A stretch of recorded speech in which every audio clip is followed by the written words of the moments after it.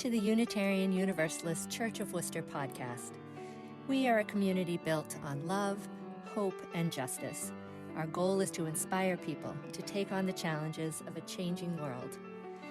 Each week we'll bring you a reflection from our minister, the Reverend Aaron Payson, recorded during our Sunday service. Maybe it'll move you, challenge your thinking, or even stir up a little righteous indignation. That's all welcome here. Thanks for listening.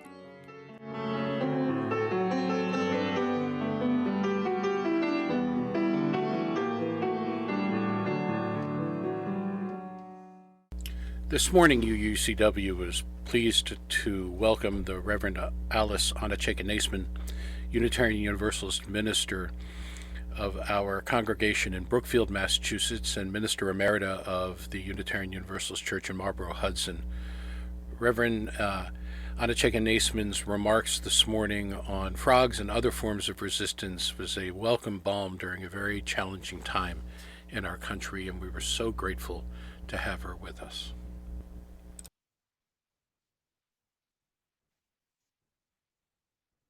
In Serbia, it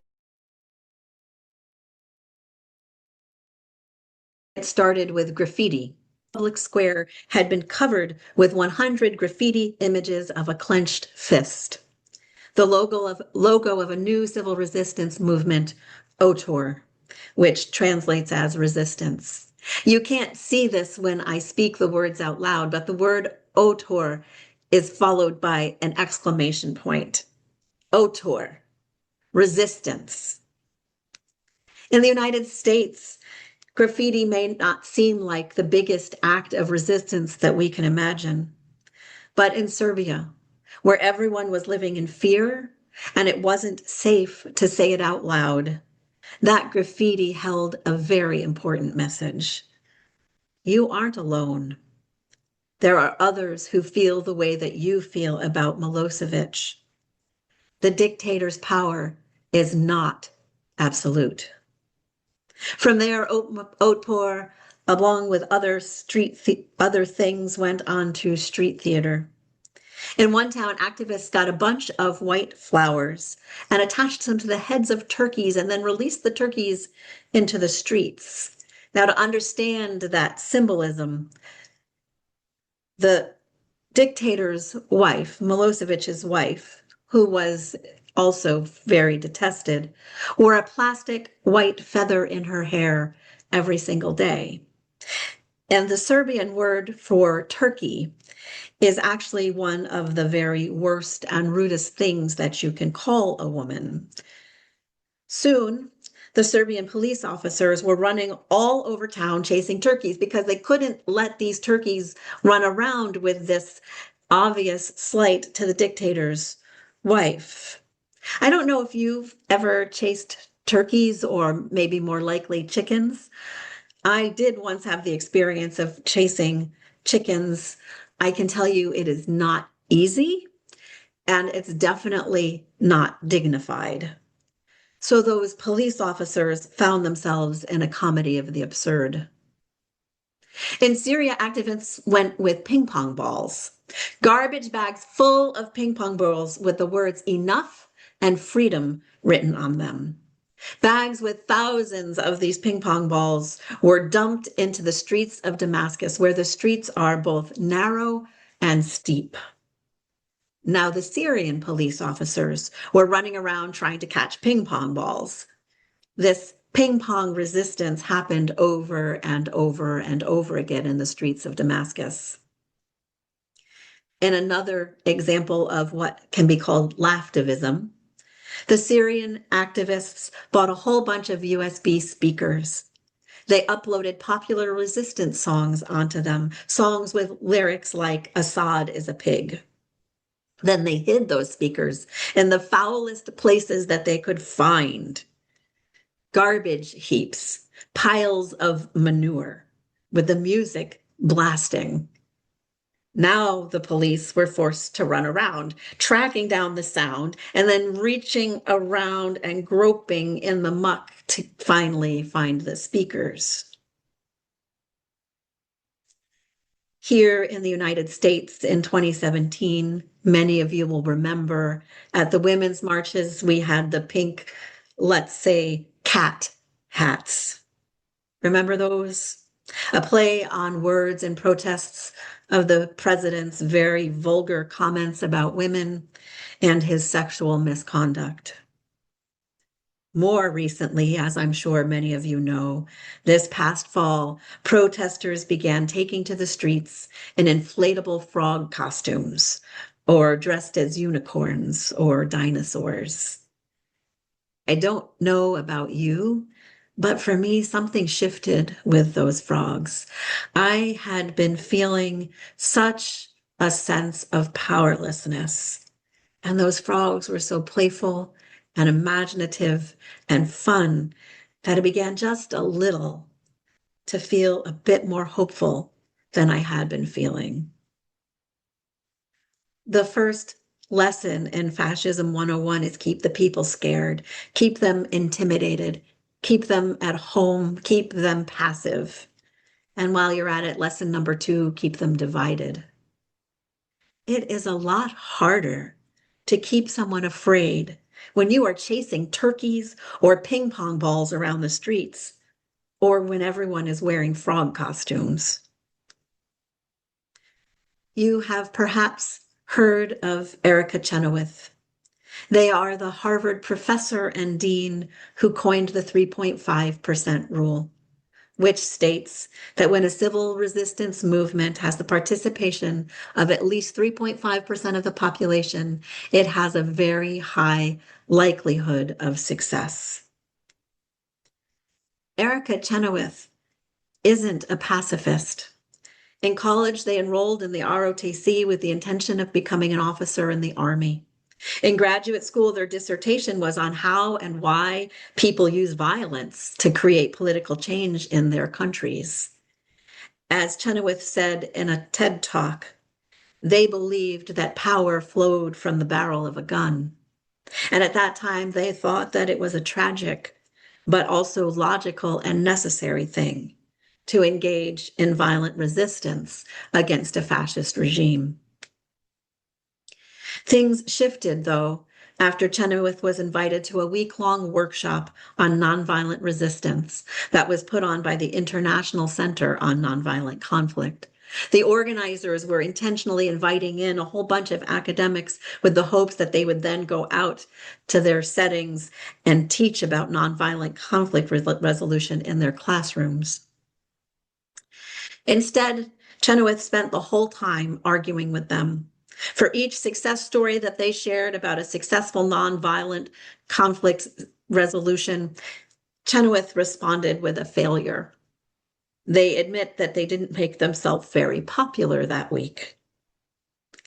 At the end, though, Maria Stephan, who later became co-author with Chenoweth of Why Civil Resistance Works, came up to them and said something like, "If you're right, why don't you prove it?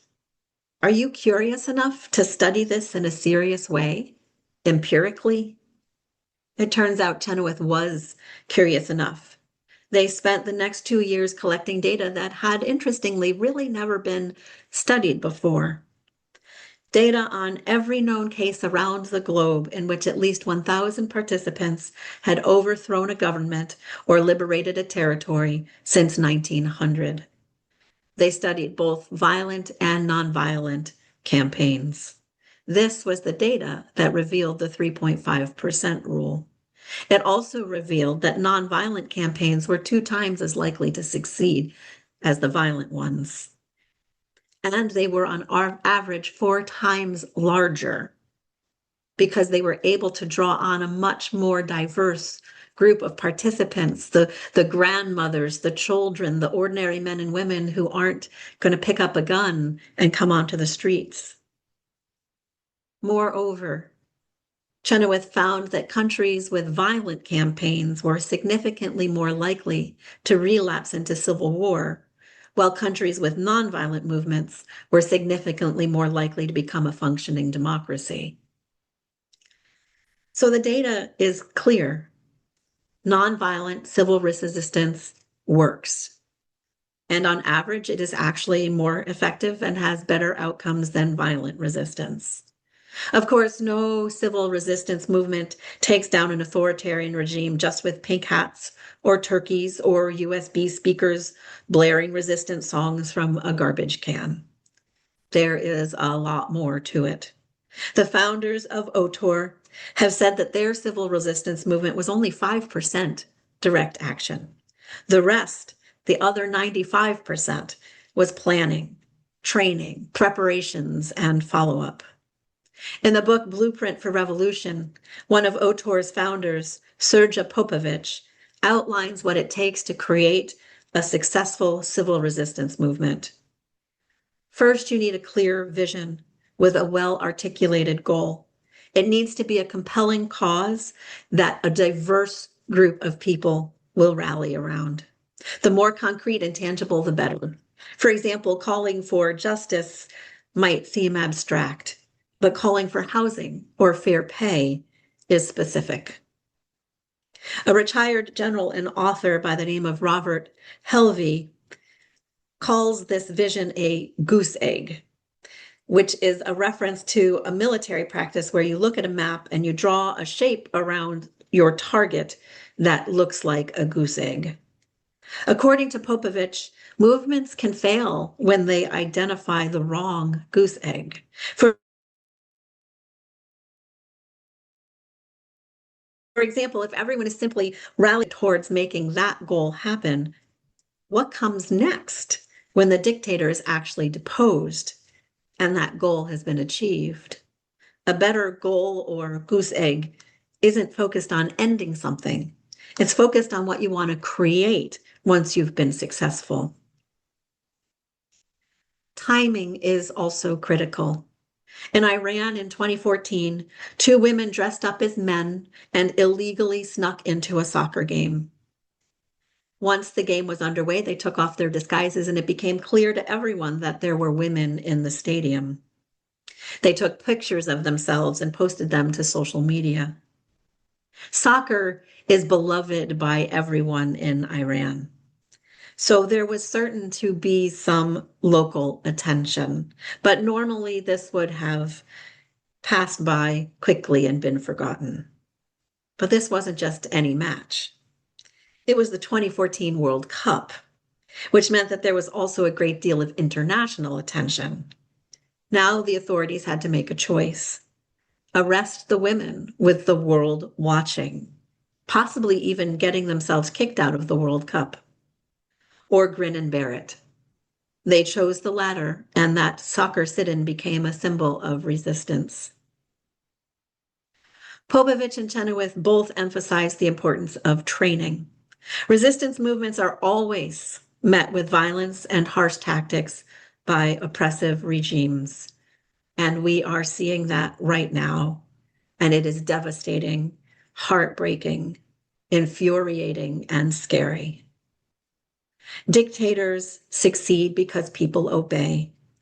People obey because they are afraid. OTOR did extensive training, teaching people exactly what it would be like if they were arrested. In the civil rights movement in the United States, there were also very extensive trainings. For example, before the lunch counter sit-ins, participants role-played, being spat on, having gum put in their hair, and verbal abuse, all to ensure that every single activist understood how to maintain nonviolence and composure no matter what happened. Flexibility and creativity are also important in making a movement be successful. Popović points out that there isn't actually one blueprint that will work in all contexts. Each movement arises in a specific context. Each movement needs to figure out the pillars of support that are holding up the authoritarian regime that they're working against. And then they need to figure out the best way to remove those pillars. Each movement needs to figure out the strengths that they're working with and how to play to their strengths. And likewise, to figure out the weakness of their opponents and how to use those weaknesses to their advantage. Each movement needs to figure out just what is going to have the broadest appeal within their own cultural context. In Israel, that took the form of a cottage cheese boycott when prices were ridiculously high. In Sudan, activists adopted the color orange as a symbol of their resistance, and soon more and more people were walking around carrying oranges with them everywhere that they went. What a wonderful form of resistance. How can you be arrested for holding an orange and you can just eat the evidence? In Georgia, protests stormed parliament with red roses in their hands. In India, when the British created the Salt Act, which forbade Indians from making their own salt, Gandhi led a 240-mile walk to the seaside and made salt. He started with 78 followers walking on that march with him, and he ended with tens of thousands. In the Maldives, where large gatherings were forbidden, the resistance movement started with a huge rice pudding party at the beach. In Chile, in the 1970s, during Pinochet's rule, when people were being disappeared for speaking out, taxi cars started driving really slowly as a sign of resistance. In Siberia, when a permit to assemble was denied, activists staged a mini protest with toys, stuffed animals, Lego people, model cars, and toy soldiers holding tiny signs protesting election fraud and corruption. There are countless ways to get involved. Strikes, boycotts, protests, phone calls, walkouts, letter writing, whether it's ping pong balls or frog costumes. Now is the time. Otor. Resistance.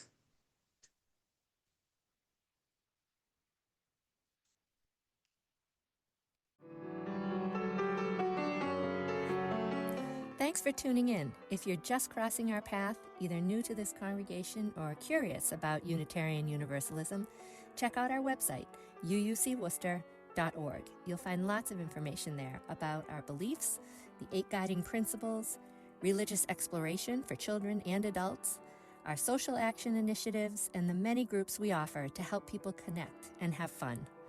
And consider joining us in person or online on a Sunday morning at 10 a.m. We'd love to meet you.